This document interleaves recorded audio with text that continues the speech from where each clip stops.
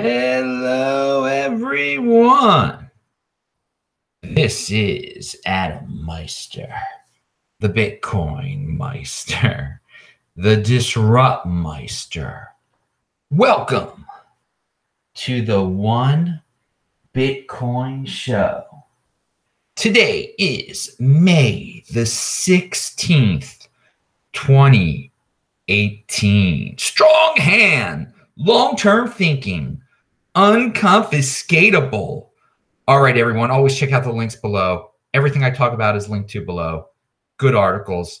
Get your Trezor, get your t-shirts, affiliate links of all sorts. Always check out everything below. Lots of good information. Maybe some information about my schedule also. Speaking about schedule, Friday, that's in 2 days, 1 p.m. Eastern time, This Week in Bitcoin, right on this channel. We're only going to have 2 guests, I decided, because these are big guests. Simon Dixon, Giacomo Zucco. Tune in 1 p.m. That is 7 p.m. in Italy and in Norway on Friday, 1 p.m. Friday Eastern time right here. And that's 10 a.m. in Los Angeles, right? All right. So let's jump right into the, well, but also schedule. I'm going to be in Norway until the 8th. I'm in Bergen right now.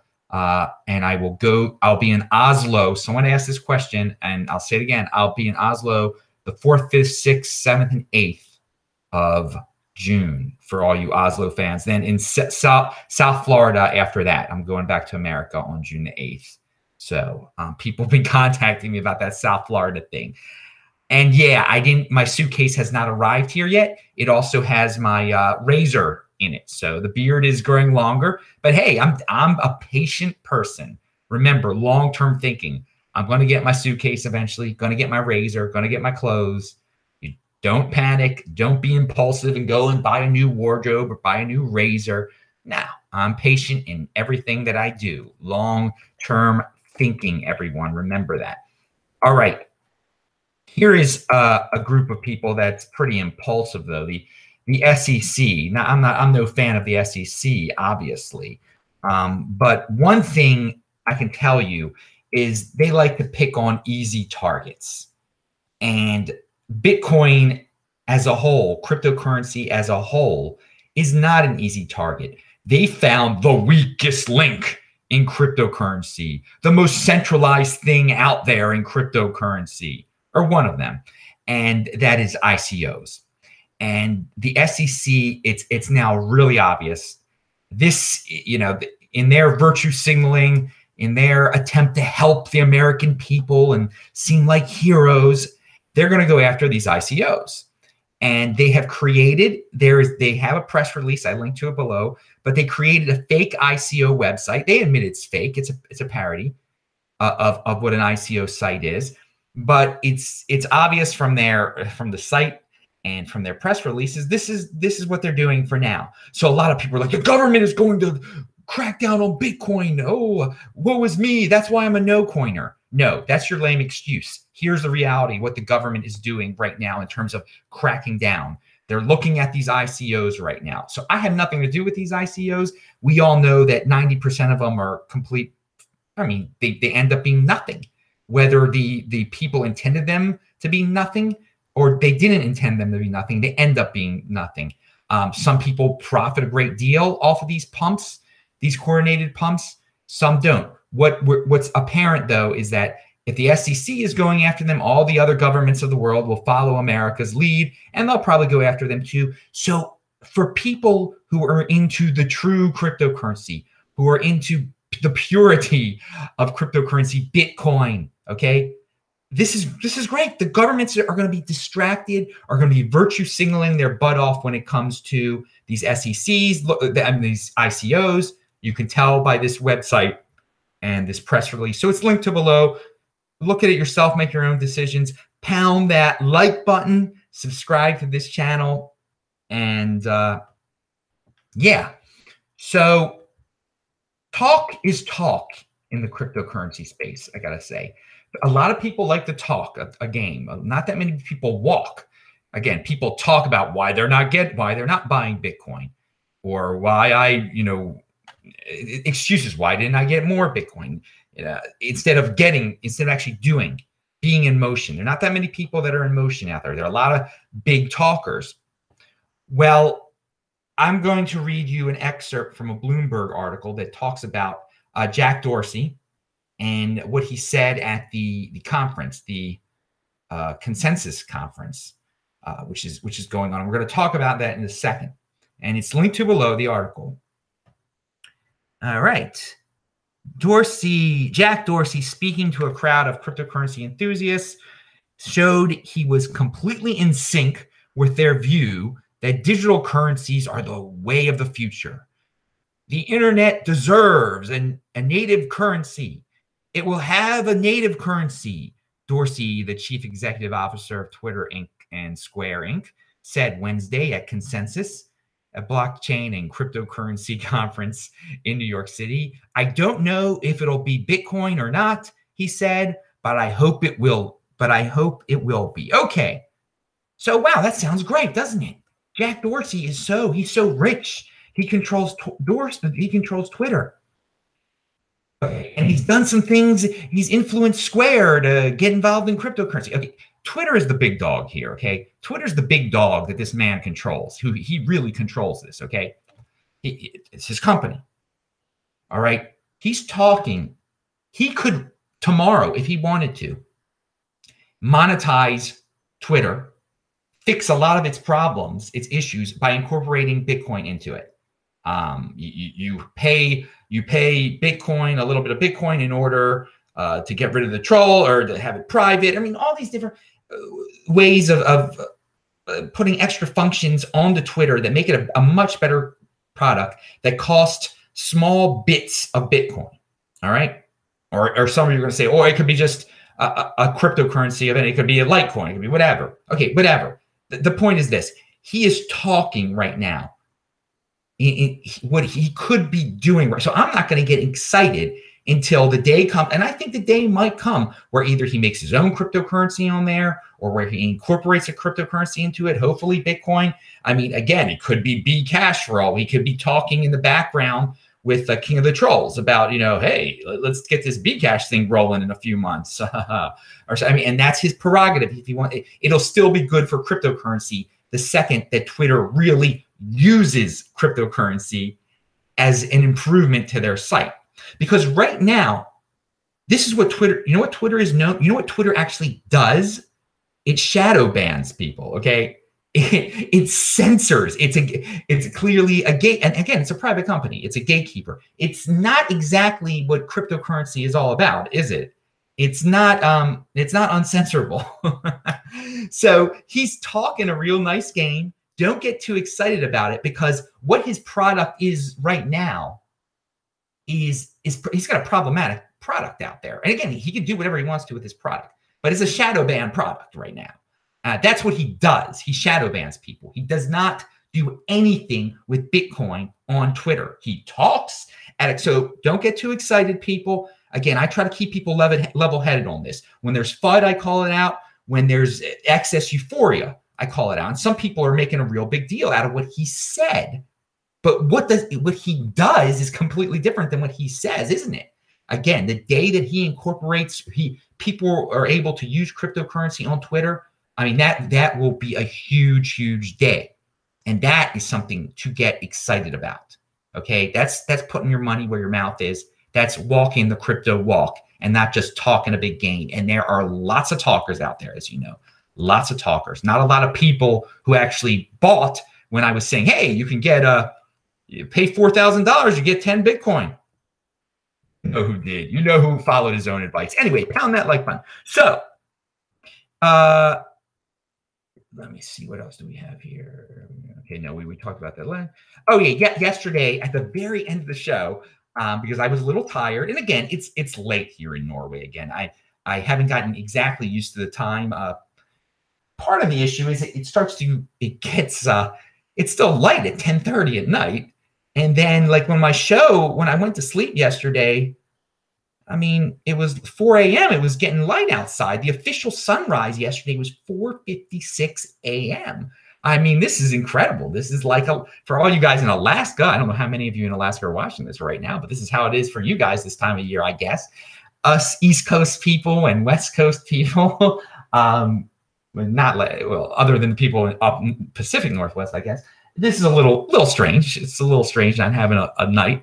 And again, I was on a plane for a long time. So yesterday, the point was yesterday, I did not really talk about Zcash as much as I wanted to. Not that I like Zcash at all, but the Winklevi are putting, you're going to be able to buy Zcash there legally with dollars, which is big for Zcash in terms of solidifying it as one of these top tier altcoins. That's in the land of top tier altcoins. There are gatekeepers, should we, at this point, because the exchanges, I mean, that's how people buy this stuff. And many people use US dollars. Newbies, clearly, if they get on the Gemini somehow, and there's one called Bitcoin. There's a Litecoin. Litecoin's going to be on there eventually too. But the Zcash one sounds fancy. It starts with a Z. I'll buy it. And again, there's your newbie reasoning out there, but it's going to happen.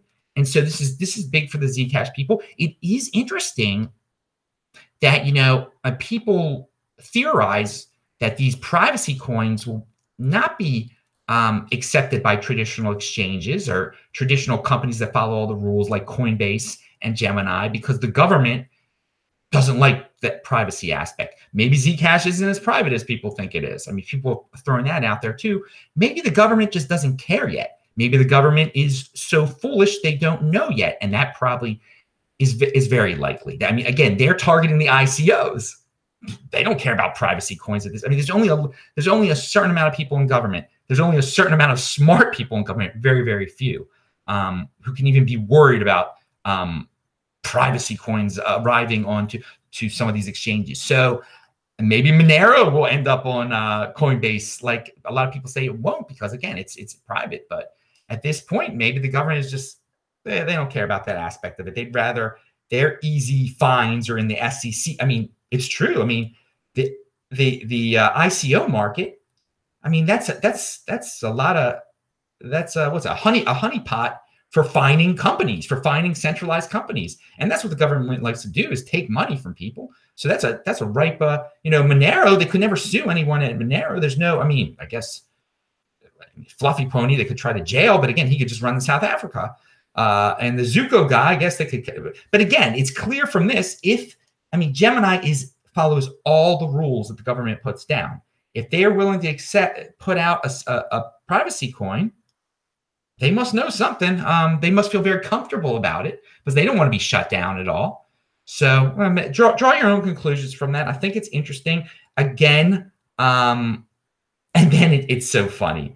And then Forbes jumps on the Zcash train right away and explains why it's better than Bitcoin. I mean, it's silly how the mainstream just mindlessly will try to rip on, somehow create the next Bitcoin from the slimmest of news, okay? So yeah, there's a kingmaker. Again, once Zcash actually appears on there, that'll probably pump the price quite a bit too. And this is, I mean, if you're a Zcash fan, you can't be complaining today, because it's the only regulated U.S. exchange. That's, they got their seal of approval there. And that's not, I'm not saying coins should desire that, but that helps put you in that top tier that is going to be thought of differently in the future, and that is going to help in the future when the top tier is very clear to everyone involved, and those ones will rise above the other altcoins and have more value and be flipped more, I guess. I don't know, maybe even used, who knows. Anyway, I'm still behind on my emails, people. I'll get to you.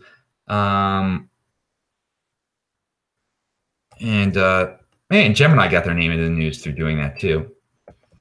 Yeah, the birds were chirping yesterday at 4 a.m. It was pretty unbelievable.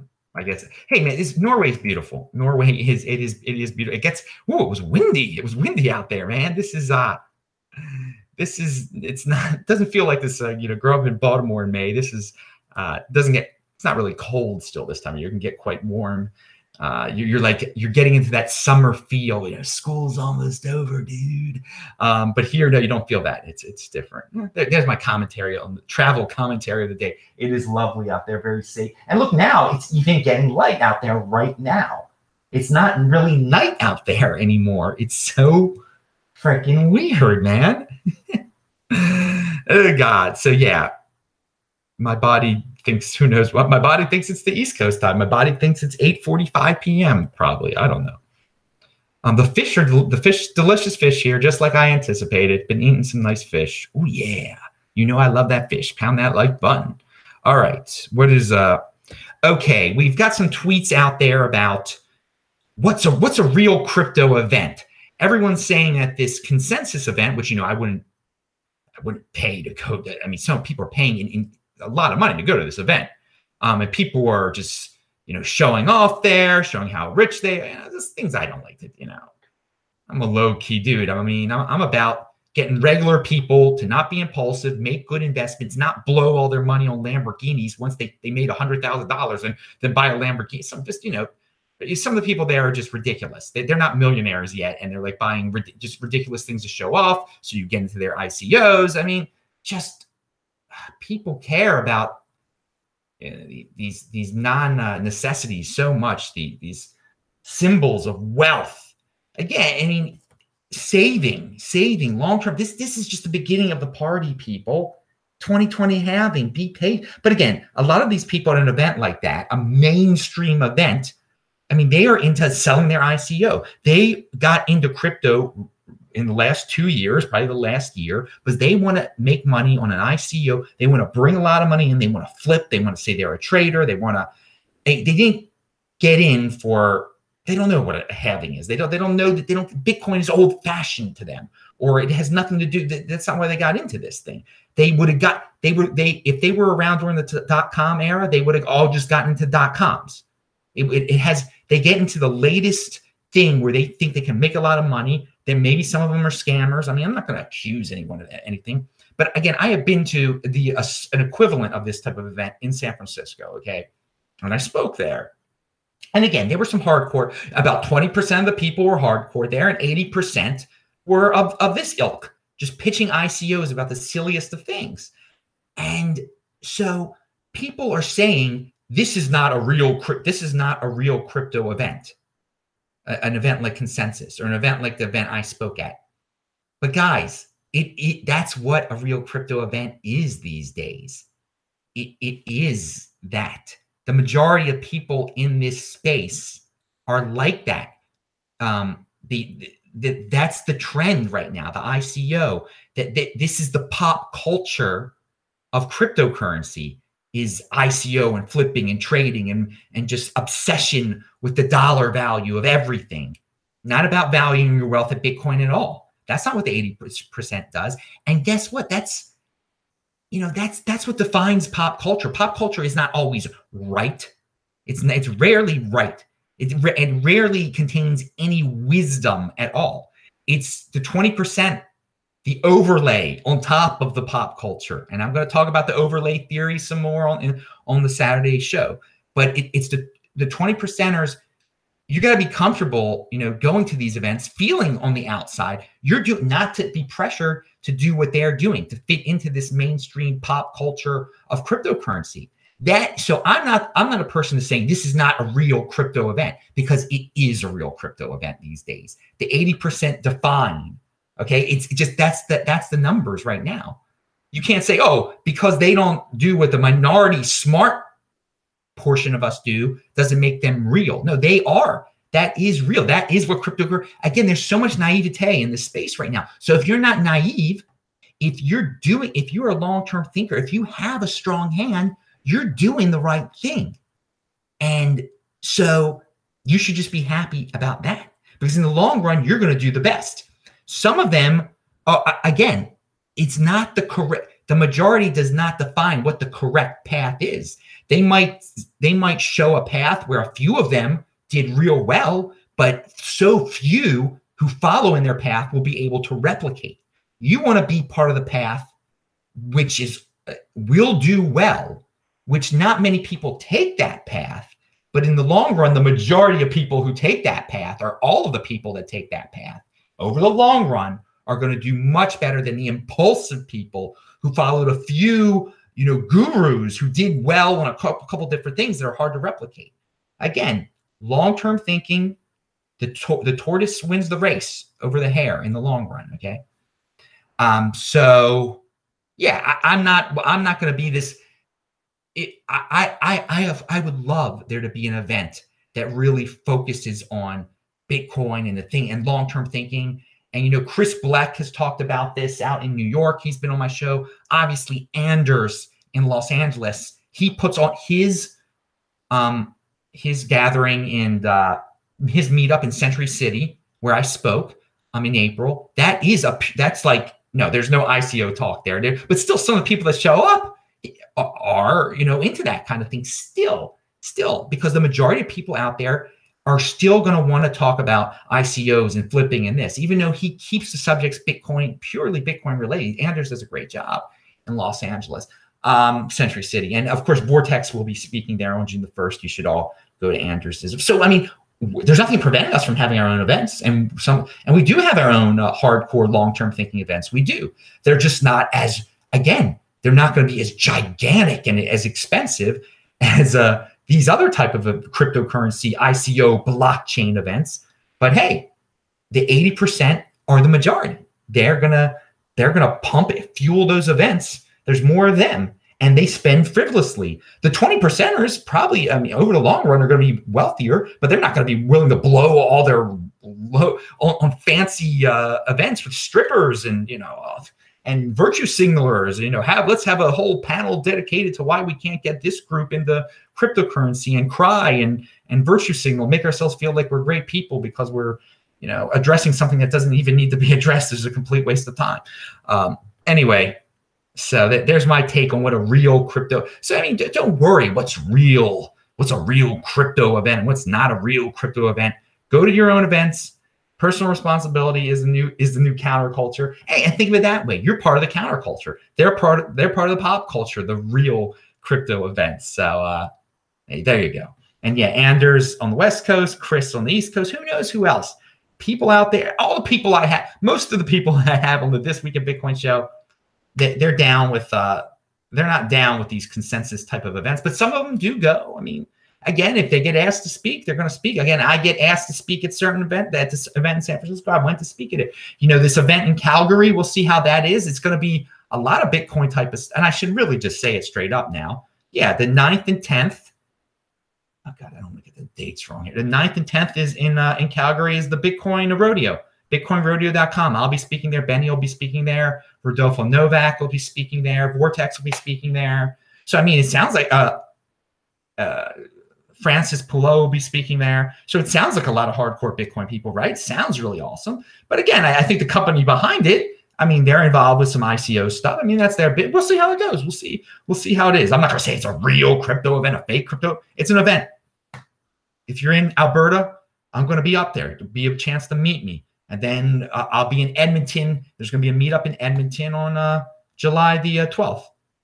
So, 9th and 10th in Calgary, and the 12th in Edmonton. I will be at an event, and maybe the 11th there's going to be another event in Red Deer. Maybe we're working on that still. There you go. I saved all that to the end of the show for all the people who watch this whole entire thing through. Okay, I think that was all I wanted to talk about today, isn't it? All right. Pound that like button, people. I'm Adam Meister, the Bitcoin Meister, the Disrupt Meister. Remember to subscribe to this channel, like this video, share this video. Do check out the notes section below. I will say hi. Oh, look, it's getting light out there. I'll say hi to you in the chat real soon. Bye.